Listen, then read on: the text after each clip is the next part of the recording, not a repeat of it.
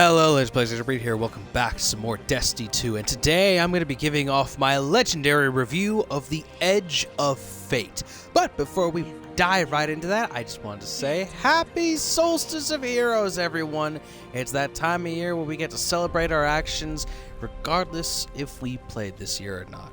I want to invite this celebration and this thank you to anyone and everyone who's been part of the Destiny 2 community for the past many years. Even if you played, fell out of love, and left many years ago, I just wanted to say thank you all so much for being part of this universe in some way, shape, or form. I know we've had our ups and downs, and we've had good and bad years and all this such, but that does not change the fact that for at least a small time of the year, you can't remember the good memories, the good times, the everything, the friends, the raids, the dungeons, the loot, and just sat there and said, damn, I had fun. That was nice. Looks like there was a rat living in there. At least we can have that, eh?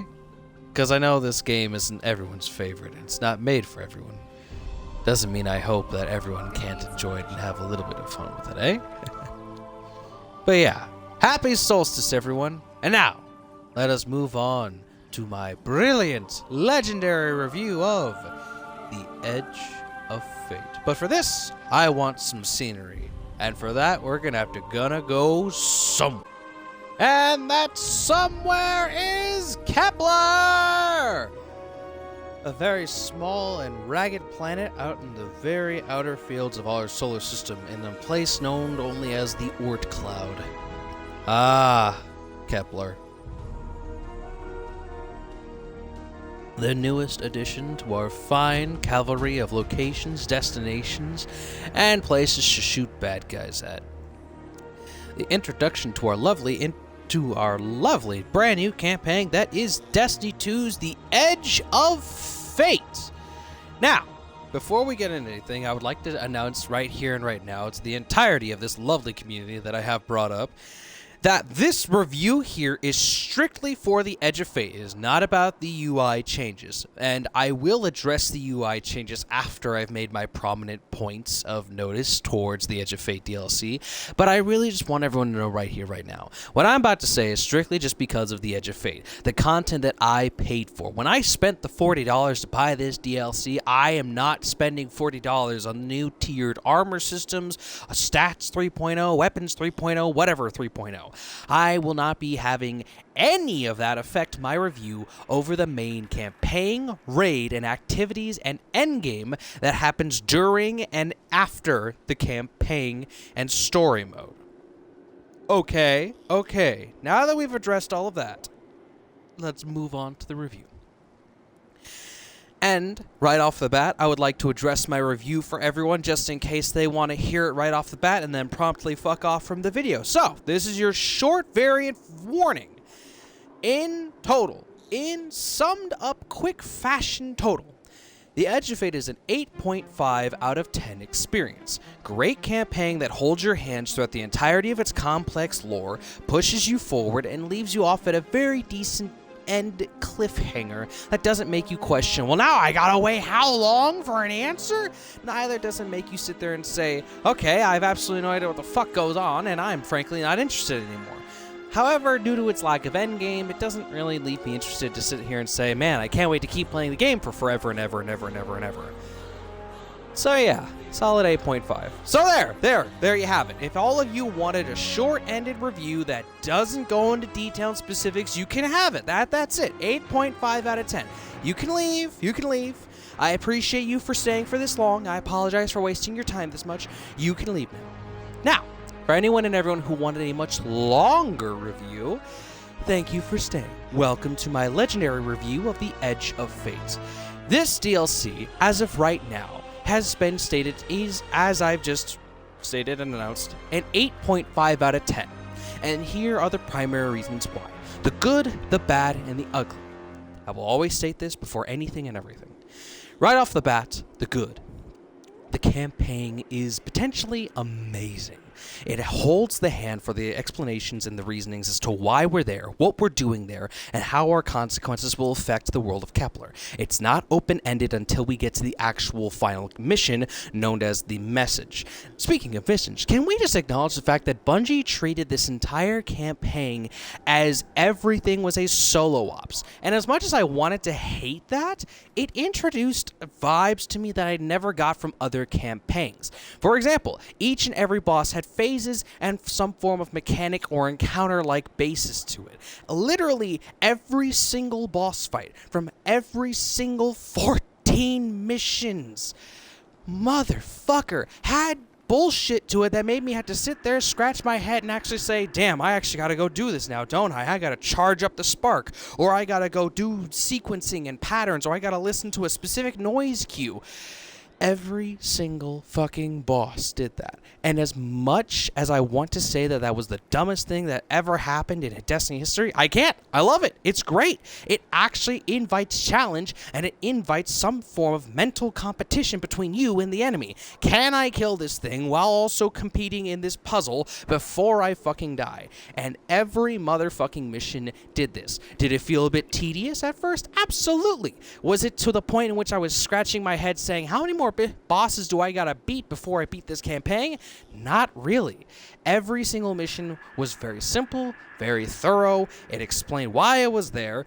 The House of Exile, the Ionians, the fucking new floral or quioral Vex that belonged to Ada, not Ada 1, my apologies. Wrong lady, although we do love Ada 1, best girl.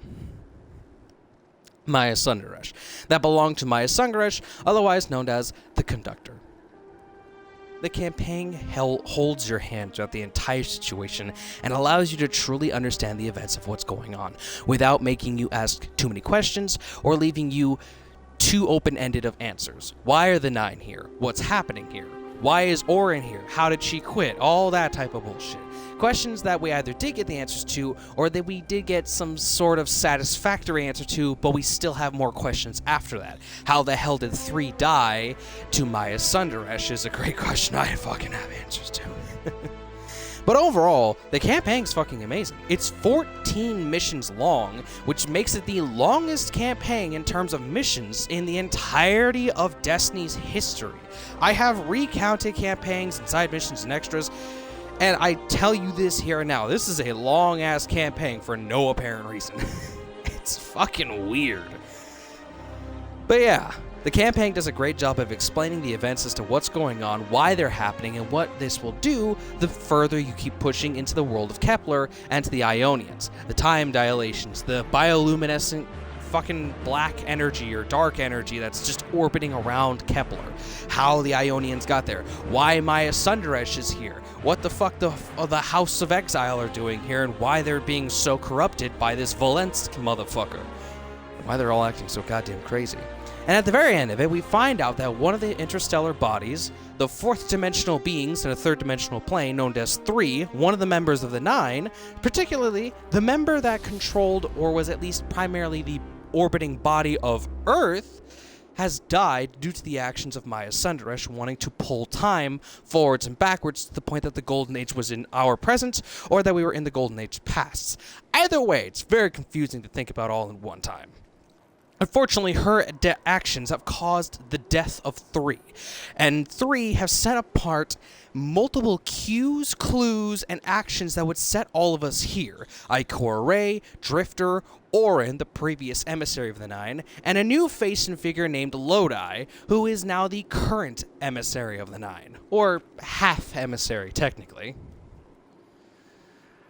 It set us all up together to receive the message that not only was 3 dead, but 3's death would cause an absolute calamity through all of the universe. They need to find a way to, and I quote, bind the 9 and figure this out. Otherwise, the universe could be up for an extinction level event, and everyone as we know it will die. And that ends the scene. That draws curtains. We have an answer as to why we're here. Now we just need to move on from this and figure out how to allegedly Bind the Nine, which means that we'll probably be getting some more Nine-themed content in the future, just not to the same extrepancy as the Edge of Fate. And because of that, I am all genuinely for it. Because that we're going to be getting more content like this, it almost makes me slightly excited for Renegades. And it makes me seriously question however the hell Renegades is going to tie into the Edge of Fate. Like, I'm curious and a little scared at the same time. How the hell are we going to pull out a lightsaber out of my ass and be like, no, I have to avenge 3 and some random fucking foreshadow of some bullshit? I don't know. I don't know. The greatest part is essentially that. Now, the bad part, unfortunately, about this entire DLC is kind of the endgame. I hate saying that. I hate saying that because the entire fun bit that I had of going through this campaign, playing through the missions, killing the Vex, wiping out the House of Exiles, going through Valence, seeing that giant, massive gravity hole-like tentacle body of 3, and receiving that beautiful cut of animations and cutscenes. God damn. The fact that they went from... they did a real good job piecing this together. I'm not even mad. The fact that they went from cinematic engine to in-game engine without a loading screen, just instantaneous, goes from high definition 4K resolution to RTX 1250 is fucking funny to my ass. I'm sorry. But it really is. But the bad part is unfortunately that after you go through the amazing amount of content that was the main campaign, you kind of get the short end of the stick because the end game doesn't really have much to it.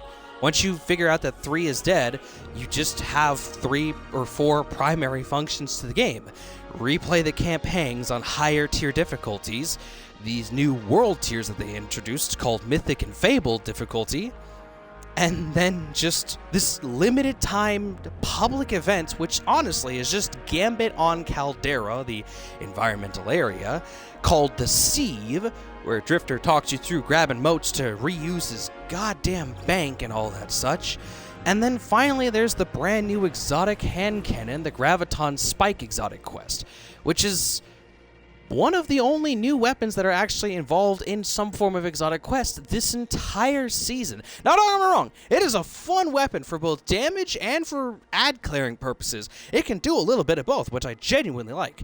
Having an arc conductor that can spark electricity and cause lightning bolts to rain down the sky is a hand cannon version of Thunderlord. And then swapping it over to a stasis hand cannon that can cause multiple shards of stasis to fracture out and break like ice cubes. Really fun concept and design. I honestly would like to see more, not necessarily prismatic weapons like this, but prismatic themed weapons like this. The ability to swap over from one subclass to another would definitely be really greatly appreciated. I'm not going to argue about that. I think it's really fucking cool. I'm just saying, Bungie. I'm just saying. But yeah, like I said, there's the Sieve, there's replaying older story missions, and then there's the exotic weapon for the Graviton Spike quest. And in all honesty, that's really about it. I hate saying it, but that is the endgame right there. And that's just including the Edge of Fate. Again, like I said, I'm not going to be talking about the UI stuff until just a moment from now.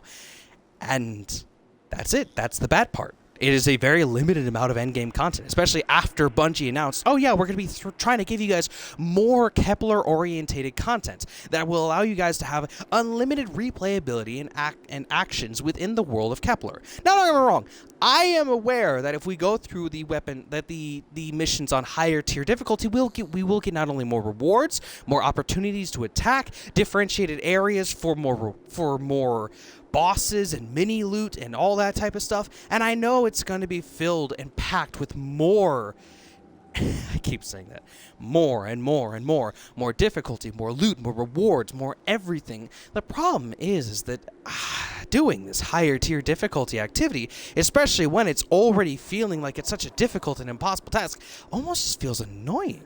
I hate saying that, but it truly is the biggest downside to the entire campaign. Congratulations, you beat the campaign. What do you want to do to get higher levels? Replay it on a higher difficulty. Try legendary tiers. Try Mythic, try Fabled. Push yourselves to higher tiers, even though the grind to get to a higher power level is so extremely difficult and takes such a long period of time.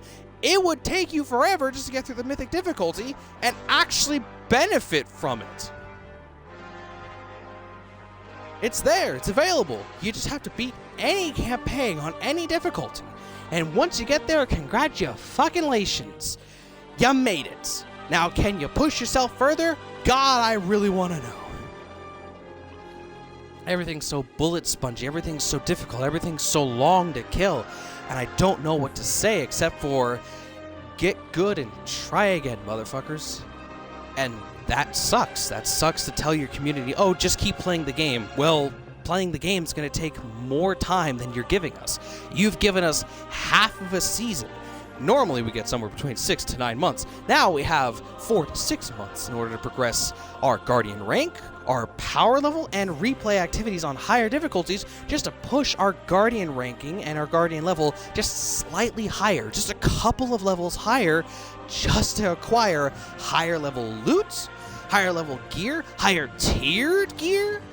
What's the point of trying to push us to do more when the grind is so insufferably long? Now, that isn't more of an opinionated stature of itself. A lot of people appreciate long, grindy games, various to shorter grinding games. And Bungie themselves have even announced that this is too long and that this is not how they wanted the game to be played out. They did want the game to be played like this, to replay the same activities, to replay differentiated activities with higher difficulty tiers, but they have agreed that it's taking too long. By the time you level up plus 5 power levels, it would have taken the normal person hours. Streamers, maybe an hour or so. And it's just becoming such a major difficulty that I don't think anyone in the community is truly appreciative of. I think some people are liking it, but they're not fully in love with the concept. And I myself have given up on the grind. I told myself, now that we've entered 10 plus years of Destiny, I am retiring from the grind. If it's easy, I'll do it. If it's not easy, I won't do it. I'm sorry. I'm just going to have to accept that I'm probably never going to get that loot. I have attempted the Desert Perpetual raid. I have not completed it. I do not intend to complete it, out of respect for my own personal life and out of respect for my friends. I like this game, but holy fuck, I do not intend to keep playing this game and this game exclusively for the rest of my life. I love you, Bungie. I love Destiny 2, but I can't keep doing this game. I got to do this thing called finding a life. Finding a job, and all that fun stuff. And finally, I think the only other bad thing I do need to address about the DLC, as of right now, this is not necessarily an ugly thing. No. The endgame is so far the closest thing to ugly, but at the same time, what would be even more ugly, from the good, the bad, and the ugly, is having no endgame whatsoever. And we've had some DLCs like that. Shadowkeep, I'm looking at you. Curse of Osiris, Warmind, yeah, we've had some DLCs that did not have any exact endgame to them. Yeah, sorry guys, it's kind of true. However, this DLC does have endgame. A time-gating activity, the same fucking shit that we've played over and over again. A raid, which has been very bullet spongy and very contraptionist encounters, but not going to complain about that. And unfortunately, an exotic quest that takes all of 5 minutes to do. But getting the catalyst and all the other enhanced perks on it take a bit longer, allegedly. So there is that, I suppose. But I guess the only thing that kind of sucks, but it's not inherently the worst part of the DLC, I have to admit, I've had a lot of fun with these activities, is the new forms of Kepler-specific activity-based... What's the words for this? What do we want to say towards this? The forms of movement, relocation, the forms of sparking, of mattering, of matter sparking? Let's go, man! Matter sparking, why don't you? The new forms of traveling and exploration to Kepler itself. Matter spark, matter morph, and the relocator. These are the 3 primary forms of combat and traversal newly added, specifically designed for Kepler. In replacement of your Sparrow, you get Matter Spark at the very end of the campaign, which is known as Matter Spark Upgrade 3. Which, I'm not going to lie, I kind of enjoyed the fact that they just allowed us to use it whenever we wanted instead of needing to pray to God that we don't run out of that timer, because I have definitely caught myself multiple times on stream getting frustrated that I ran out of time right as I was about to solve that motherfucking puzzle. Matter Spark, Matter Morph, and the Relocator. They're all fun forms of ad clear and puzzle-based weapons used for traversal. Relocator is personally my favorite just because I have this personalized headcanon that if I use the Relocator on someone, I'm not killing them, I'm just teleporting them somewhere. Do I know where that somewhere is? Hell no. Hell no, not at all. I'm just using the Relocator to relocate their bodies to God knows where. Be it space, be it Europa, we may never fucking know. I just pray to God that they don't make it back. Because if they do, I'ma send them to somewhere else. Overall, Matter Morph, Matter Spark, and the Relocator aren't really that effective, but they are kind of fun. They're really just meant to be used for something as simple as ad clear, which is awesome on the lower tiers of difficulty, but it doesn't really make any primary difference once you get to the higher tiers of difficulty. It almost kind of feels like this tiring, irritating mechanic that you have to risk your neck to use. Oh, I'm on this mythic tiered difficulty, and I need to use Matter Spark to charge up this bolt of spark to destroy their fucking immune shields. Can they one-shot me while I'm in Matter Spark mode? No, they cannot shoot you they cannot one-tap you when you're in the ball mode. But holy fuck, you will be on your feet because the instant you get tapped out of Matter Spark mode, you have a very good chance of getting one-tapped or bitch-slapped by Vex and Fallen and anything and everything if you are not careful. So, yeah, there's definitely some concerns that I have for some of these activities in the higher end of loot.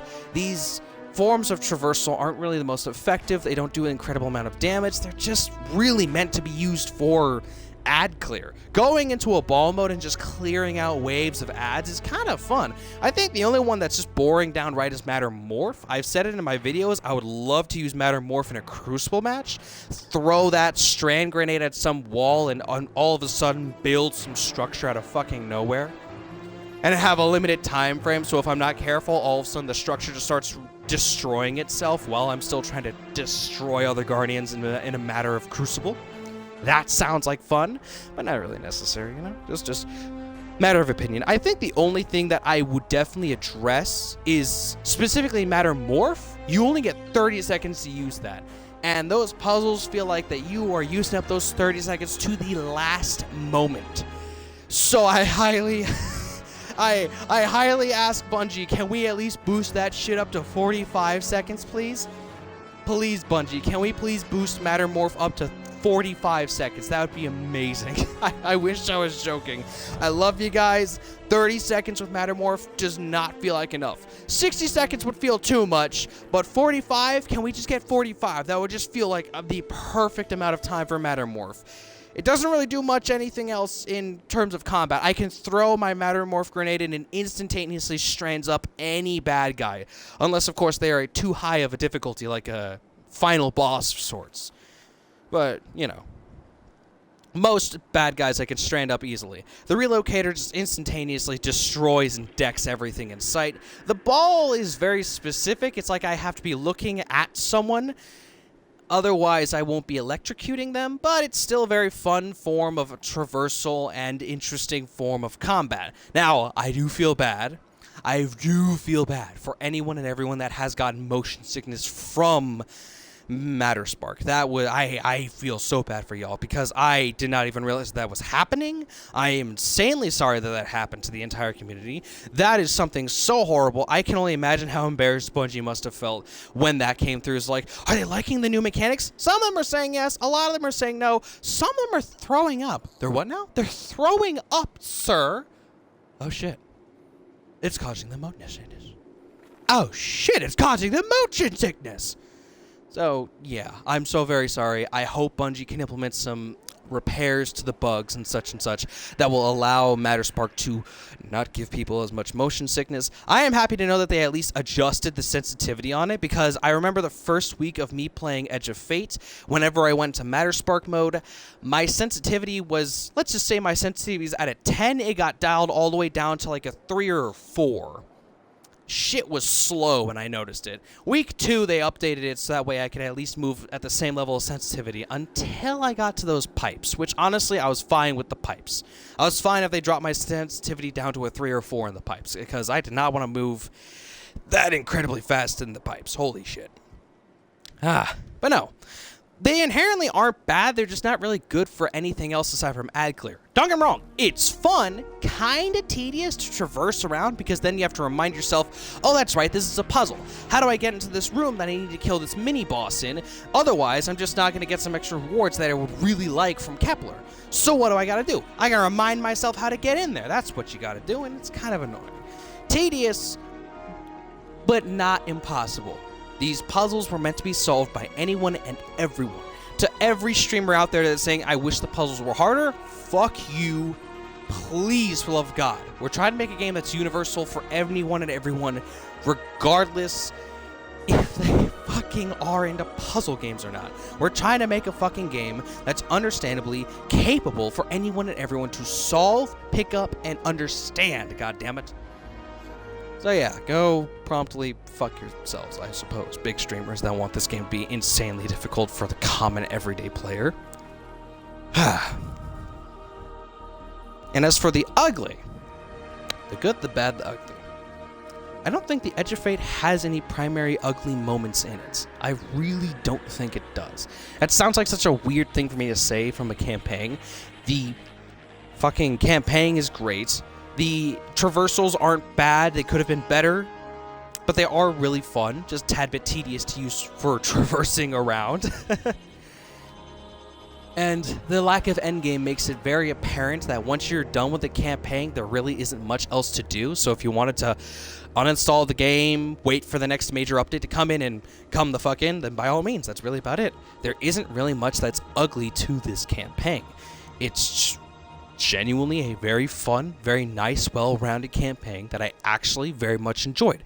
I understand a very great haul of it, and as a guy who is retiring from Destiny 2, in terms of grinding, in terms of playing this game every fucking day, I actually had a lot of fun. I actually have had a lot of fun of just watching this game from the sidelines. I enjoyed playing the campaign, logging off for a couple of weeks, coming back, and then just picking the game up like nothing ever happened.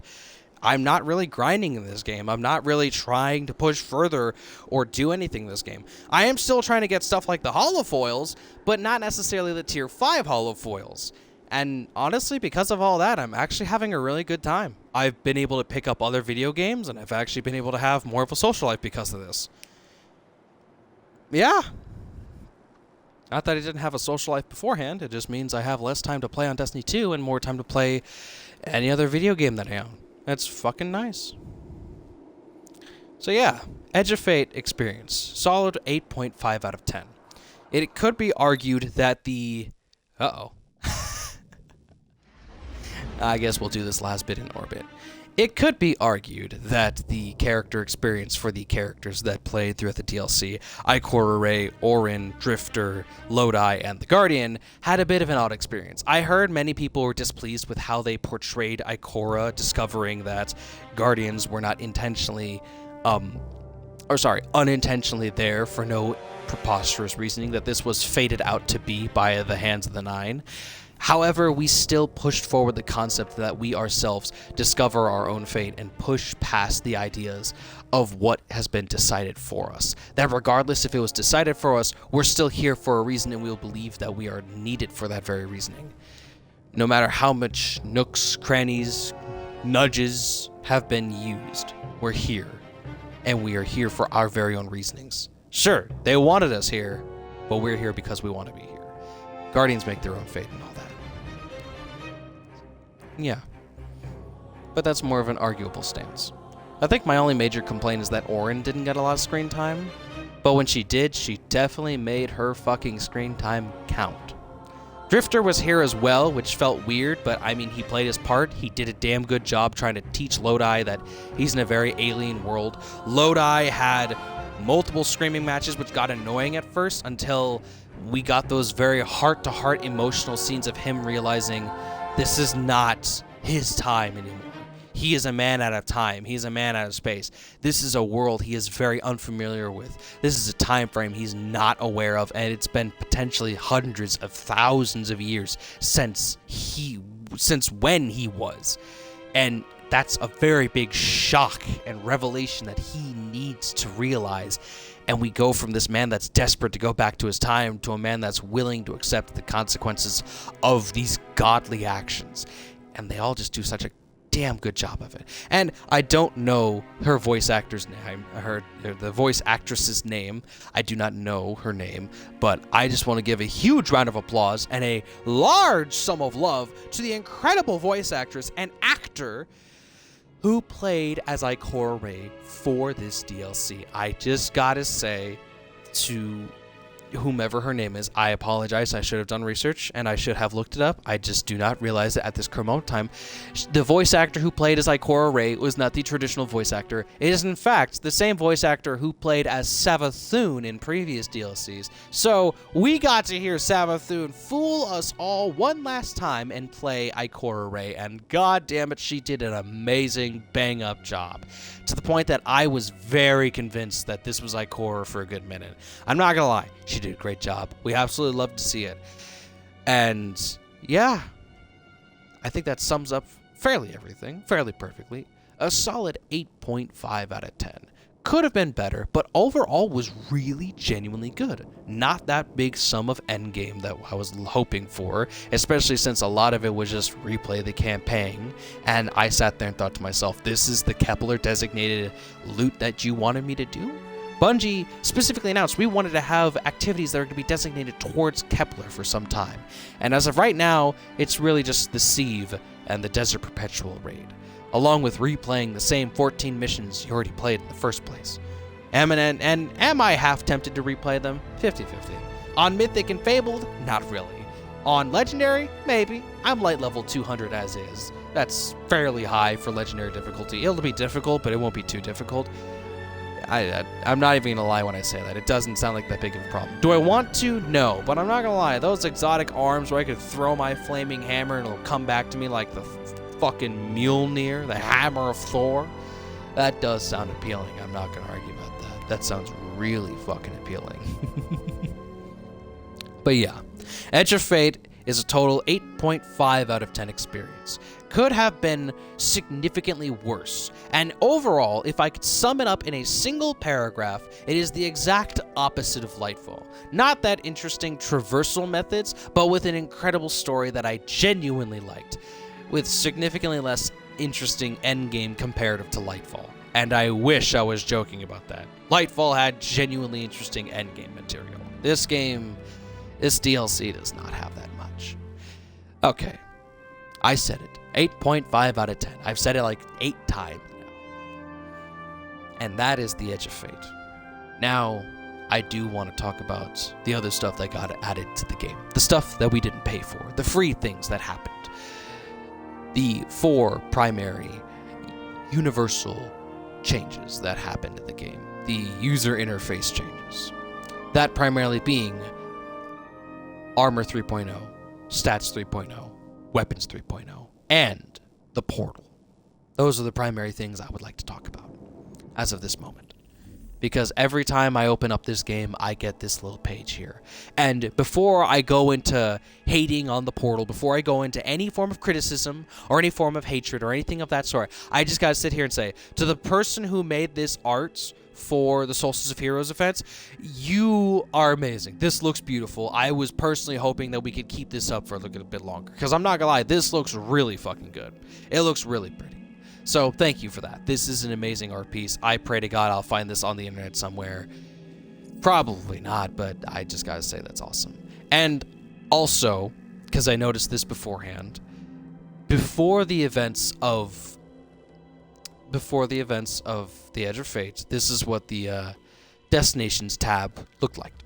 It was bright, it was colorful, it was very interesting, it was very good to see.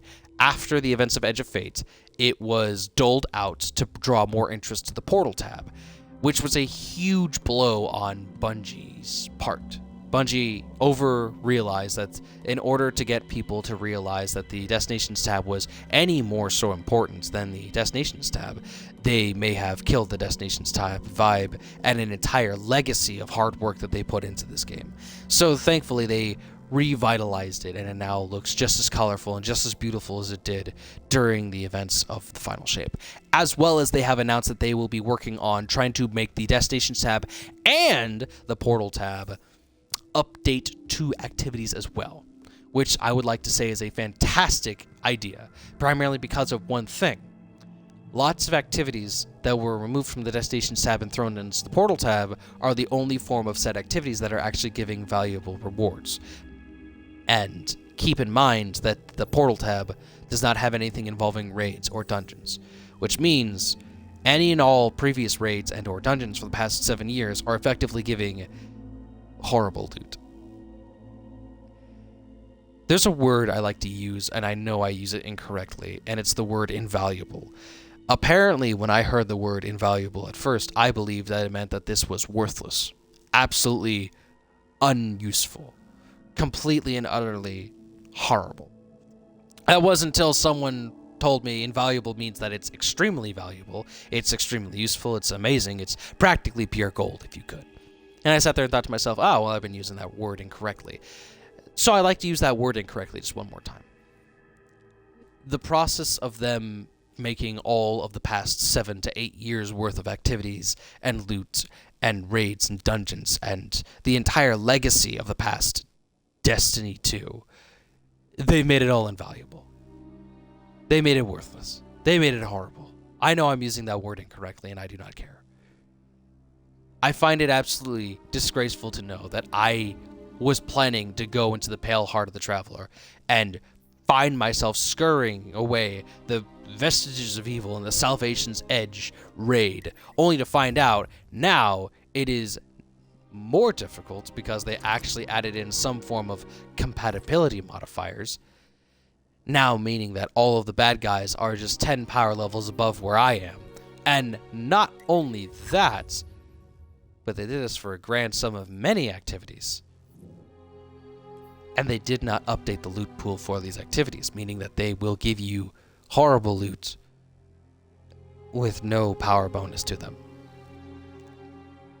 Bungie has announced that they are planning to fix that with future updates in the upcoming months, and I appreciate that. I just wanted to bring this to light because this was initially a horrible idea, and I'm very disappointed to know that this even remotely happened in the first place.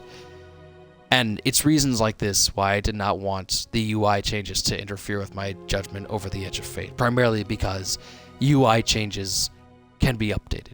They can be changed. The ending to a DLC cannot be. Lightfall was a disgrace. Lightfall was horrible. Strand was fun, and certain activities on Neptune got updated to the point that they were more tolerable and more enjoyable, as well as more rewarding. But the DLC cannot be changed. The ending to Lightfall was bad. No one liked it.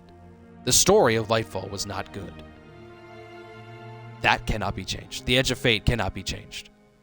But the UI updates can at least be updated and altered to the point that they are more enjoyable and more practical. Which is primarily why I did not want to rank the UI updates along with the Edge of Fate updates. So I apologize if anyone was confused up until this moment. Anyways, let us move on to the actual things I wanted to talk about. Stats 3.0, Armor 3.0, Weapons 3.0, and the Portal.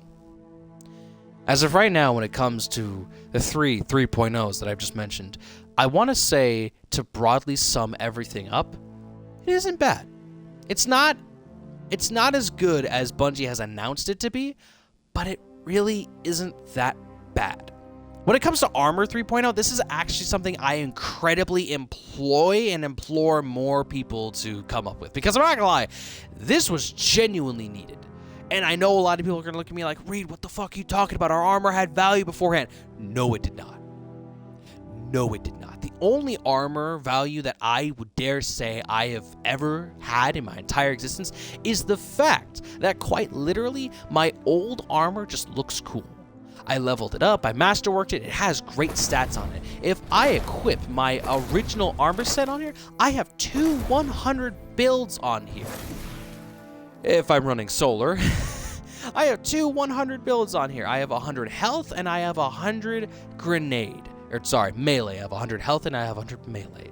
Wonderful stats for an incredible armor set, but my armor doesn't really get me that much else. And unfortunately, there wasn't that much benefit to having any other armor set aside from your specific armor, specific stats. That was it. That was motherfucking it. Oh, but the Root of Nightmare has specific armor mods to it. Yeah, that only help you specifically in the Root of Nightmares. Nothing else will do. Oh, but you can have armor mods that have taken advantages, so that way you can do more damage to Taken. Yeah, it's a universal armor mod, dipshit. That will only work in universal cases. You can do taken damage to anyone else. But what's the point of having that when you could just give yourself a weapon surge? Or a fucking grenader? Or a motherfucking full throttle? Give yourself abilities that are universal, not to just Taken, but to specifically anything and everything. So giving specific armor sets specific, utilizable, and enjoyable perks to having more sets to them, to the 2-piece and to the 4-piece armor set bonuses, that's a good idea. That was genuinely good, and I appreciate the hell out of that. The armor tier system, I really don't care for. It just meant that it would increase the amount of percentage that you could get from the armor set bonus. It was not inherently better, it wasn't inherently worse, but it would just increase the bonuses and the increased chance of, I don't know, whatever your armor set bonus was supposed to do. For example, if I had tier 4 or tier 5 armor, my 2-piece bonus force converter after a final blow with any rocket or grenade launcher sprint for a short period of time to gain a speed boost. I suppose that the short period of time would be reduced so that way I could practically gain a speed boost just from standing the fuck still. But alas, in order to gain tier 4 and tier 5 armor, you have to increase your power level to the seasonal max, which is somewhere between 400 and 450, and this will increase upcoming DLC or the upcoming seasonal changes, such as the Ash and Iron update, which is yet to release as of the time that I am making this video.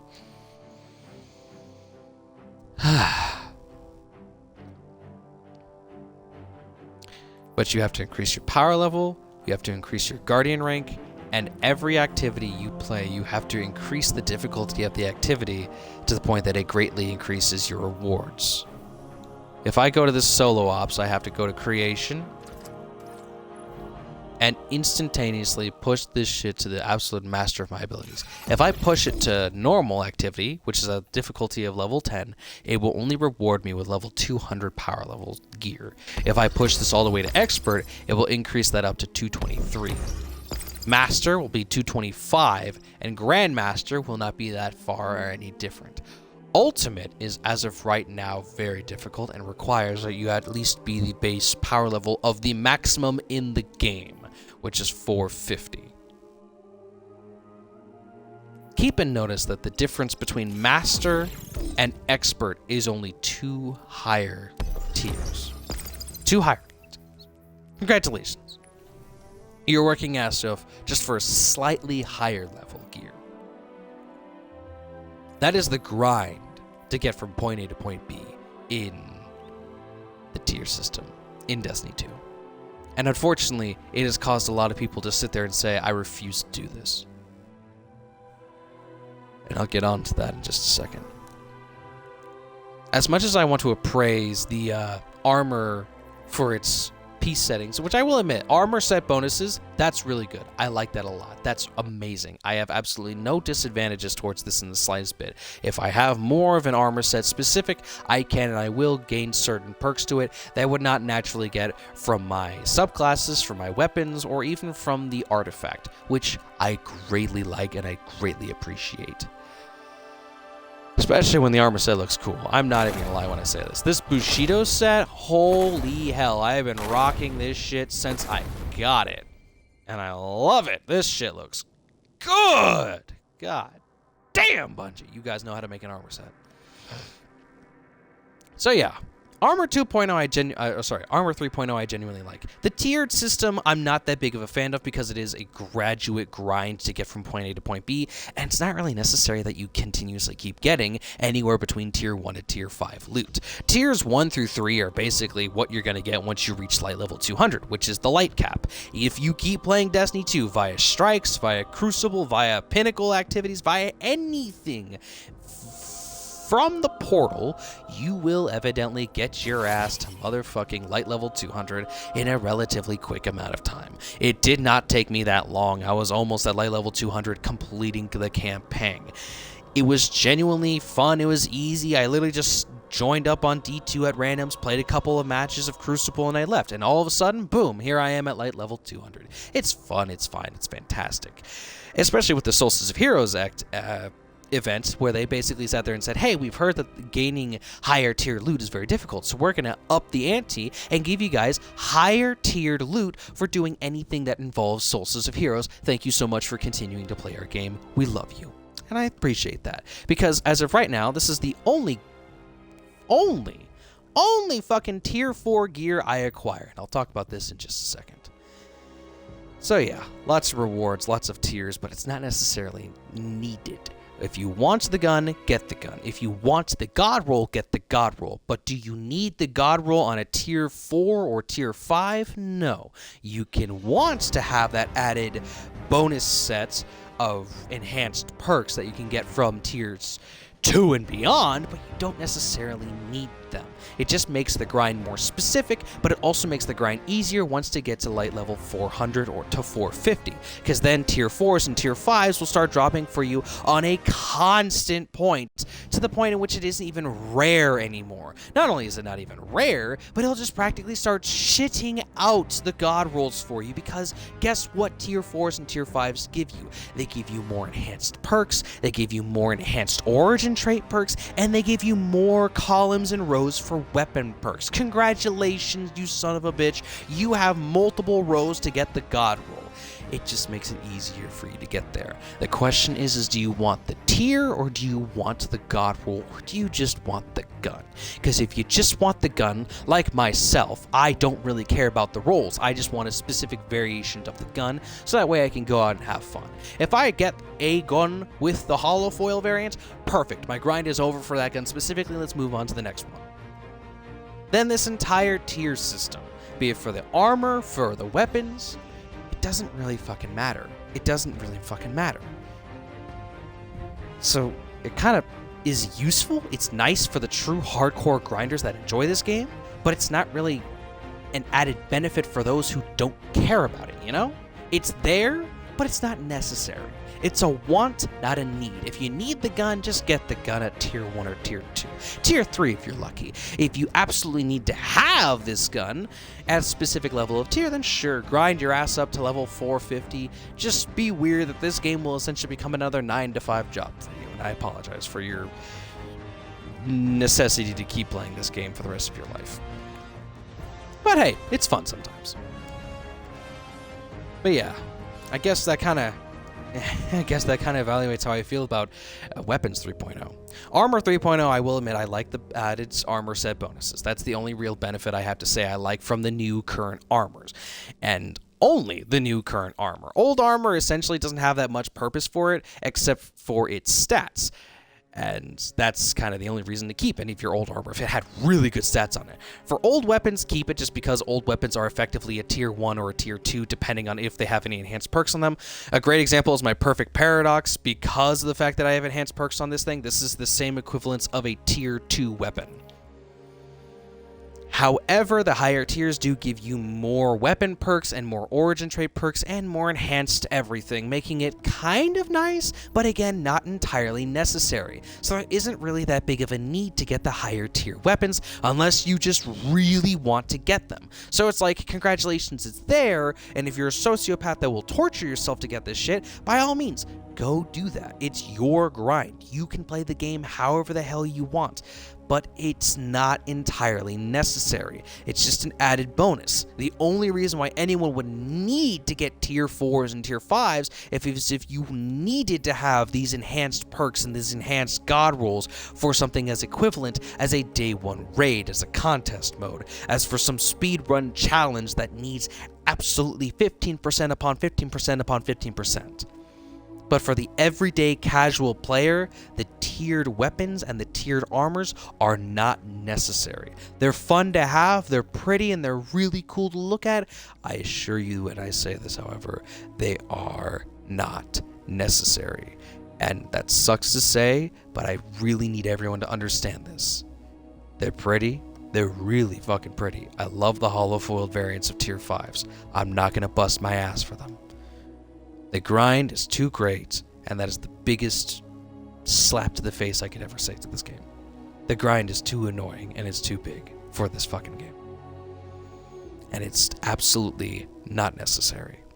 Now, as for Stats 3.0, this is actually something funny I want to bring up, because I've heard a lot of people complain that ever since Stats 3.0, their armor's been absolute shit, and I'm over here like, well, what do you mean? It's like, well, Stats 3.0 messed up my armor. I used to have 4 100s. Now it's all random numbers. No, you didn't. Stats 3.0 does not mess up your numbers. It changed things. And even then, it didn't change it greatly. I'm going to ask everyone here right now, can you tell me what the difference between intellect, discipline, and strength does? Can you tell me the difference between intellect, discipline, and strength? What about resilience? Can you tell me resilience? Because those were the names for the previous modifiers. I'm not even joking. Those were the names for the previous modifiers. What did mobility do, motherfucker? Because mobility got completely replaced, and now it's been replaced with the damage class. Congratulations. Mobility's been replaced with weapons. So if you had 100 in mobility and you're complaining that you are not as fast as you once were, guess what, motherfucker? Your mobility's been transferred to weapons. Your guns do more damage and have a higher reloading and handling. Bullshit. You're really going to sit here and tell me that all the new changes that they just did are harmful to your build? No. If they're harmful to your build, then you didn't have a build to begin with. If you're over here saying that all your stats are now changed and horrible, they did not change your stats. They kept them the exact same. Everything was just shitty before the updates. But now that they made the updates, you feel the need to fucking complain. It's a sad truth to understand, but I wish I was joking when I say this. It is very fucking true. Stats 3.0 did not change your stats. It changed the effectiveness of what your stats did. If you had 100 in strength and in if you had 100 in strength and in resilience, that got changed to melee and health. And your hundreds actually still have the same added bonus. You now regain and restore health quicker. And if you push that past 100 and into 200, guess what? You can increase how much health you even have and restore it quicker. Same thing goes for melee. You get your melee back quicker and it does added damage. Not only that, if you push it past 100 and into the 200s, you will get it back quicker, it will do more damage, and it will have lasting effects. Stats 3.0 I don't believe was necessary, but I fully welcome it because it has done nothing but give added bonuses upon our already included gear and their already included stats. Sure, I will admit some of the people who had really good mobility damages and really good mobility stuff, I will admit I feel a little bit bad for them because some of their builds were completely fucked. But it got swept over to weapons, so now their weapons do added more damage. So it's not entirely useless. You just have to come up with a new build that's orientated towards your gun. And this is a first-person shooter game, so I can only imagine how fucking difficult that is. But yeah, as of right now, with all the system UI changes, the tiered system doesn't really feel that necessary, but I do appreciate the fact that they gave it so that way it does make higher tiered loot more valuable. But it really makes it more valuable to both the common player and to the high competitive player. Getting higher tiered loot is cool but not necessary for the common player, but it still gives them some added bonus of, oh hey, cool, this has enhanced perks on it, I guess I'll keep this. But it feels almost necessary for the competitive players, so that way they can have that added bonus. Everything here is just to give you a small featurette of an added bonus, and it's welcomed, but in my personal opinion was not entirely necessary. Armor 3.0, I like it because it actually makes armor important. Weapons 3.0, I'm not too keen on it because it feels a major hassle for a small added bonus that's not really going to do that much if you're just a common day player. And of course, the grind is too great. As for Stats 3.0, I welcome it wholeheartedly because it did not intentionally do damage to any of our builds. All it ever did was increase the effectiveness of our builds and allowed us to push past 100 into 200 and change the names from, again, Intellect, Resilience, Discipline, and Strength to Class, to Super, to Melee, to Health, to Damage and Weapons. It literally just changed the names so that way they're simply easier to understand for newer players. Do I think that's necessary? No. Do I absolutely welcome it because it's a great idea to make it easier for newer players to understand? Absolutely. Do you understand how many times I had to actively look up my own stats just to be like, hey, yo, what do I got?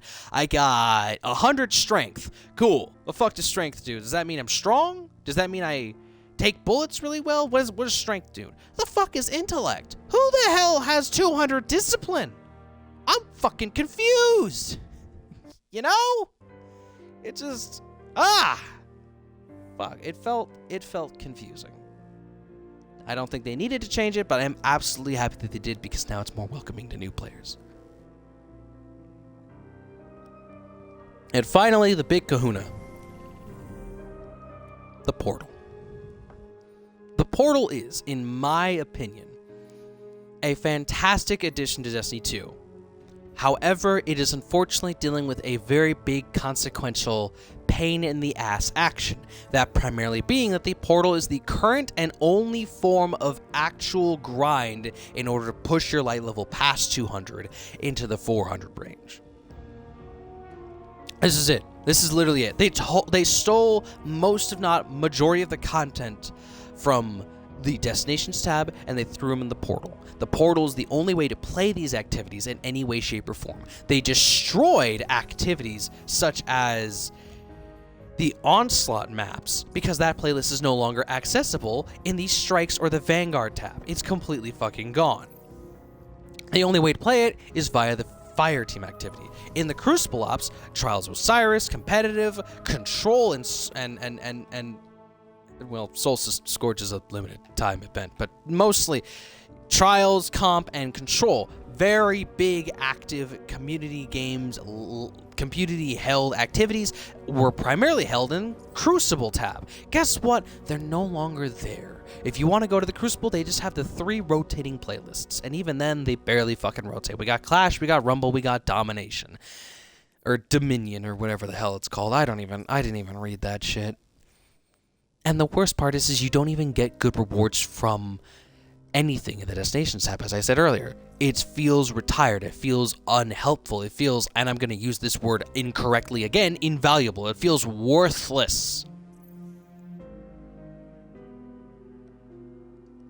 But then you go to the portal and everything's good. You go to the portal and it actively tells you if you play this activity, it will guaranteed give you the last discipline mark, as well as to give you 2 other loot drops. High-level pinnacle loot drops that will give you increasing rewards and increased chances to keep playing the game. It even has a little rotator over here that shows off what's going on for the day. Savathun Spire, Control, maybe you just want to go into the Fire Team Ops Quick Play Advanced, get yourself 2 additional completion rewards. Doesn't that sound nice? Doesn't that sound fun? We even have pinnacle rewards, which I will admit, I like the fact that I have my choice of multiple exotic missions here, such as Star-Crossed, Kel's Fall explicitly, and I do like the Encore exotic mission. Whisper, I'm not gonna lie, I don't know why that one's down here, but it's the shortest one to do, so it's fairly nice. It's this weird compilation of I'm not happy that the portal is currently the only way to get any farmable new loot, new pinnacle, and new higher power loot. But I am happy that we do have the ability to create this environment in which I can guaranteed come in here and get higher powered pinnacle loot, and I can customize the difficulty. I can do activities that were meant to be played by 3 people and do it by myself. Will it take a while longer? Absolutely. Is it still fun for me to do? Yes, because now I can do activities such as fire team ops like Savathûn Spire by myself. All I have to do is come over here, go to customize, and change the difficulty to level 10. Will that give me any form of rewards? No, but if I ever just felt like playing Savathûn Spire by myself, just for the hell of it, just for the fun of it, just because I can, I could. I no longer have to have that fear of, man, I need to get a fire team for this. I no longer have to have the worry of, damn, this is going to be a really hard activity to do by myself. I now have the added bonus to say, oh, I really feel like doing the Coil today. I really want to do Onslaught Midtown. I really just want to do some Battlegrounds Delve today. Do I need a fire team for that? I probably should. Nah, I'll just lower the difficulty. Now, will that mean you won't get any good loot from it? Absolutely you won't get any good loot from it. But again, you don't necessarily need to push yourself past level 200 because the higher tiers aren't a necessity. They're a want. Once you get the loot you're looking for with the mods you're looking for, there is not a necessity to need to get higher tiered armor or higher tiered loot. Unless you're looking to do a day 1 raid in the nearby future, then by all means, push yourself to the limit.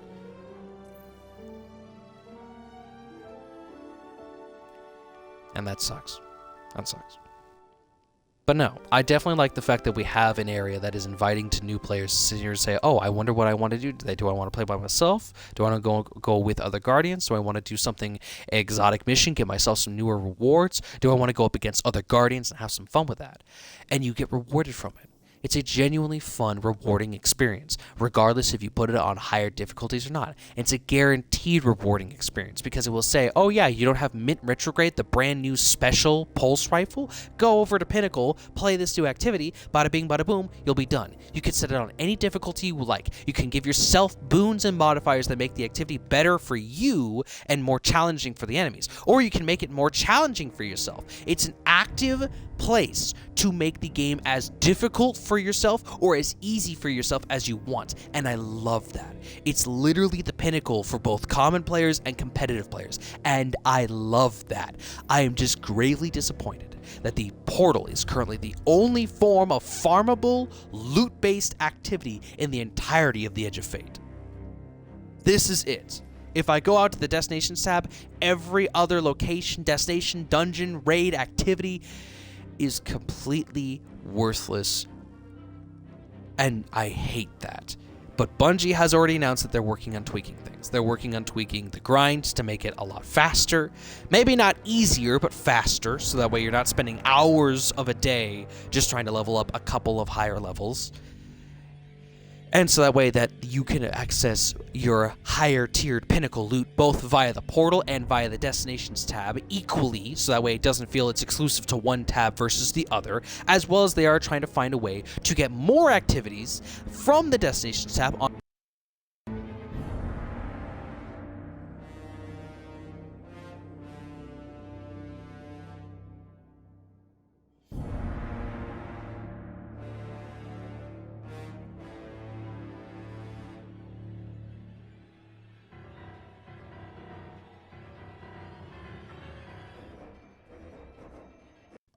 sorry about that. My controller died. I guess I need to get new batteries. Anyways. Where was I? Oh yeah, trying to move over activities from the World tab and the Portal tab. Allegedly, they have said that they wanted to make a change where they were going to add dungeons to the Portal tab. I personally think that would be a really cool idea. They already announced that they're going to try to do something with Gambit in the Portal tab. I would love it if they found a way to bring 6-player activities back to the game, even if it was just something like a simple tab where they said there's like, oh yeah, we have the activity called Dares of Eternity, but we also have the 6-player activity from the Savathûn's Throne World, which, if I recall correctly, is the Wellspring, be it defend or offensive or defensive. I do not know. I do not care. I do not know how they would do these. I think it'd be fun if they did this nonetheless. Even if they brought back old vaulted 6-player activities. I would personally love it if they brought back the one from Season of the Deep for Titan. It's not the greatest 6-player activity, but it would be a fun one. Maybe something from Season of the Lost or Season of the Splicer. They have a lot of 6-player activities. They have a lot of 6-player activities. I'm not even joking. I've completely forgotten how many 6-player activities we've had throughout the years.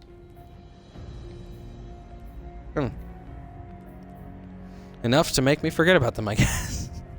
Oh, can we get Kit Crash from Season of the Plunder? Bungie, I'm not even joking. I would play that every goddamn day for the rest of my fucking life. I would never leave Destiny 2 if you brought back Kit Crash and put it in a 6-player match-made activity area in the portal. I'm not even fucking joking. I would play that so often. God, I wish I could explain to you how much I'm not joking when I say that. I would do that all in a heartbeat. Because, God, that'd be so fucking cool if I could go back and just rob pirate ships on my own pirate ship in Destiny 2. Arg, me matey. But yeah, I appreciate the effort that has gone into the portal. I appreciate everything that the portal does. It is a hub for all the new activities and is a rewarding experience for competitive and for non-competitive common players. I just dislike that it is currently the only place that you can even farm or grind any activity. And because of the fact that it is this daily activity grinder, so if I did the salt mines today, the 3 completion bonus drops would be gone. And then it'd be like, okay, great. Now I can either continuously keep farming creation, I can continuously farm K1 logistics or Skywatch, but Caldera, as of right now, is the fastest one to do. So I can literally just do this one once, and then I could farm Caldera for the rest of the day if I really wanted to grind my power level and get it from 2020 to 2025. It'll only take me 4 or 5 hours, don't you know? If I'm lucky. But yeah, that kind of sums everything up from the UI changes. Edge of Fate is a solid 8.5 experience that I really enjoyed. The UI changes didn't necessarily, well, they didn't feel necessary, but they are enjoyable. I do like the portal. I am disapproving of the fact that it's currently the only way to grind for additional power levels and loot and cosmetics in this game because it devalues all the previous years of activities. But they announced that they're already going to fix that, so it's appreciated. I am not appreciative of the higher tier loot feeling like it is a major necessity when it absolutely is not. So if you're a common player telling yourself I need to grind past level 200 to get higher tier loot, you do not need to. You can if you want to. Armor tiers are whatever. They're kind of not necessary, but they're there, I suppose. The armor set bonuses, I absolutely love and adore. I'm appreciative of that. The weapon tiers, again, don't really feel that necessary, but they are nice to know that if you get it tier 4, tier 5, you have greater chances of getting the armor perks that you, or the weapon perks and the origin trait perks that you are looking for. I do gravely appreciate that. As for Stats 3.0, I am appreciative the hell out of it because it does give you added bonus the more you go past level 100 for any of your stats. There is a TikToker by the name of Quads. He is a guardian that has gotten quadruple 100s in Destiny 2. This was before the Edge of Fate. Quadruple 100s should not have been a physically possible thing. It is now a physically possible thing. He got quadruple 100s before the Edge of Fate. Now that the Edge of Fate is here, he's gotten triple 200s. He's gotten quintuple 100s. He's gotten 100 in every category except for weapons. This man is living proof that Stats 3.0 has not been a failing enterprise. Has not failed. And I fucking love it. Stats 3.0 is absolutely not necessary, but I welcome it with open arms. The tiered weapons and armors, not necessary, but I welcome it with open arms because it doesn't really do anything to harm the player base. It just increases the chance of enhanced perks, better weapons, that type of shit. So overall, I don't really know how to say anything about the UI changes except for just, I don't think they needed to happen.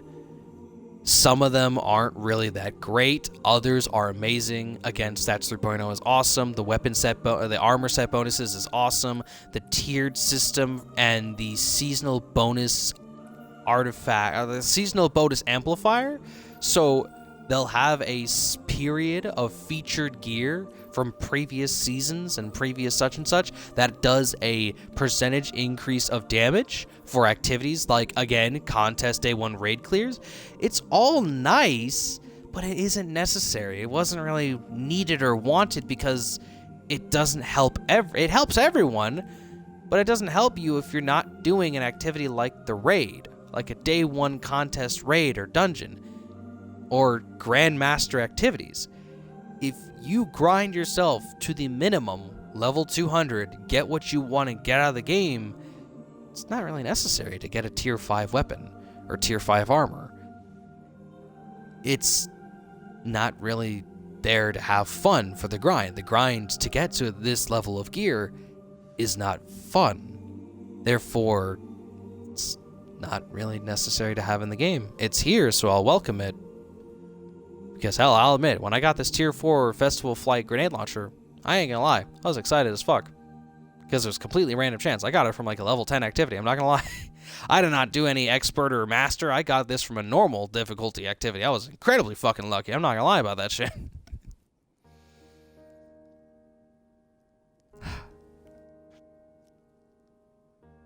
I think that sums up my thoughts about the Edge of Fate and the UI changes entirely.